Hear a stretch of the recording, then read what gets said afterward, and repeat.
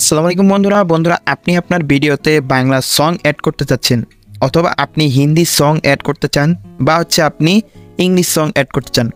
এখন সঠিক গাইডলাইন না জানার কারণে আপনি বুঝতে পারতেছেন না যে কোন জায়গা থেকে কপিরাইট ফ্রি এই সংগুলো ডাউনলোড করে সেগুলো অ্যাড করবেন, অথবা এইগুলো অ্যাড করার পর আপনার চ্যানেলে কোনো প্রকার লাভ বা ক্ষতি হবে কিনা, বা আপনার মনিটাইজেশন পাবেন কিনা বা মনিটাইজেশনে কোনো সমস্যা হবে কিনা, এই সকল বিষয়ে আজকের এই ভিডিওর মাধ্যমে জানতে পারবেন এবং কোন জায়গা থেকে এই সব সংগুলো ডাউনলোড করবেন এবং ব্যবহার করবেন সকল বিষয় দেখিয়ে দিব। প্লাস আপনার এই সংগুলো ব্যবহার করার ফলে আপনার চ্যানেলে কী ধরনের ক্ষতি হতে পারে বা লাভ হতে পারে সেই বিষয়েও আপনি জানতে পারবেন এবং অবশেষে জানিয়ে দিব যে মনিটাইজেশনের ক্ষেত্রে কি কোনো সমস্যা হবে কিনা, বা মনিটাইজেশন হওয়ার পর যদি সেই ভিডিওতে কপিরাইট ক্লেম আসে তাহলে কোনো প্রকার ক্ষতি হবে কিনা, তো সেই বিষয়টা অবশ্যই এই ভিডিওর মাধ্যমে ক্লিয়ার করে দিব।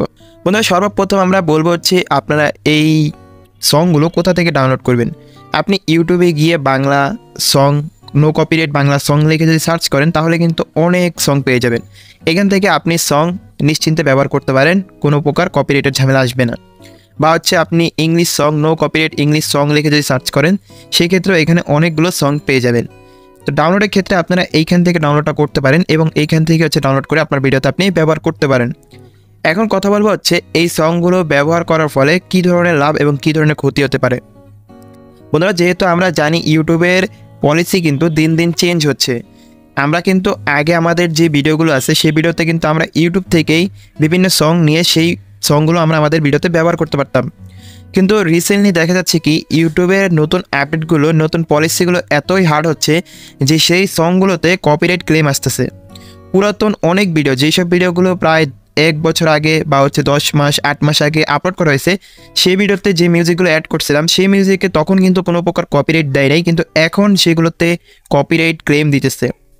তো সেক্ষেত্রে আপনারটাও এরকমই হতে পারে। আপনি যদি এখন আপনি এই ভিডিও থেকে সংগুলো নেন, ধরুন আপনি বাংলা সং অ্যাড করলেন বা ইংলিশ সং অ্যাড করলেন, এখন আপনাকে কোনো প্রকার কপিরাইট ক্লেম দিল না, কিন্তু দেখা গেল পরবর্তীতে 2-3 মাস পরে যখন ইউটিউব তার পলিসি চেঞ্জ করবে বা 1 বছর পর ইউটিউব যখন তার পলিসি চেঞ্জ করবে তখন কিন্তু আপনার সেই ভিডিওতে কপিরাইট ক্লেম আসতে পারে, ঠিক আছে।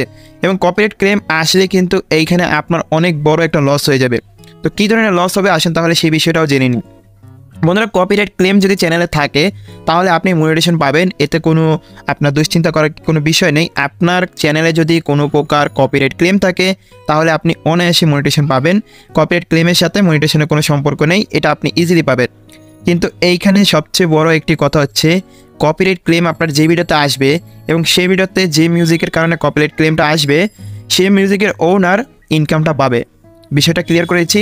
ধরুন ইউটিউব থেকে তো আমরা 55% ইনকামটা পাই এবং 45% ইনকাম কিন্তু ইউটিউব পায়। তো আপনি ধরুন একটা ভিডিও আপলোড করলেন, সেই ভিডিওতে একটি সং অ্যাড করছেন, সেই সংটা কপিরাইট ক্লেম ধরা পড়ছে। এখন সেই সংয়ের যে মালিক সেই মালিক 45% ইনকামটা পাবে, এইখানে আপনার ইনকাম 0%। আশা করতেছি বিষয়টা ক্লিয়ার হয়ে গেছে। আপনার যে ভিডিওতে কপিরাইট ক্লেম আসবে সেই ভিডিওতে যে মিউজিকগুলো আপনি অ্যাড করবেন সেই মিউজিকের ওনাররা কিন্তু আপনার সেই 55% ইনকামটা পাবে, আপনি সেখান থেকে কোনো প্রকার ইনকামটা পাবেন না। এখানে আপনার এইটাই লস হবে। এই জন্য বলতেছি আপনারা যদি মিউজিক অ্যাড করে থাকে আপনারা ইউটিউবের যে লাইব্রেরি আছে অডিও লাইব্রেরি সেখান থেকে মিউজিক অ্যাড করতে পারেন। সেখান থেকে যদি আপনি মিউজিক নিয়ে অ্যাড করেন সেক্ষেত্রে আপনার কোনো প্রকার কপিরাইটের ঝামেলা আসবে না, আপনি নিশ্চিন্তে সেখান থেকে আপনার মিউজিক অ্যাড করতে পারেন। আর সেখানে কিন্তু অসংখ্য ইংলিশ মিউজিক পেয়ে যাবেন। চাইলে সেখান থেকে বাংলা মিউজিকও কিছুদিনের মধ্যে হয়তো ইউটিউব অ্যাডও করতে পারে, যেহেতু বাংলা মিউজিকের এত চাহিদা। সেক্ষেত্রে বাংলা কিন্তু যে বাংলা যে মিউজিকটা আছে সেটা কিন্তু ইউটিউব সেখানে আপলোড করতে পারে বা অ্যাড করে দিতে পারে, তারপর সেখান থেকে আমরা বাংলা মিউজিকটা নিতে পারি। আশা করতেছি আপনারা বুঝতে পেরে গেছেন যে এইসব মিউজিকগুলো যদি আপনারা ইউটিউব থেকে ডাউনলোড করেন তাহলে আপনার চ্যানেলে কী ধরনের ক্ষতি বা কী ধরনের লাভ হতে পারে, তাছাড়া মনিটাইজেশনে কোন ধরনের সমস্যা হতে পারে সেটা অবশ্যই জেনে গেছেন।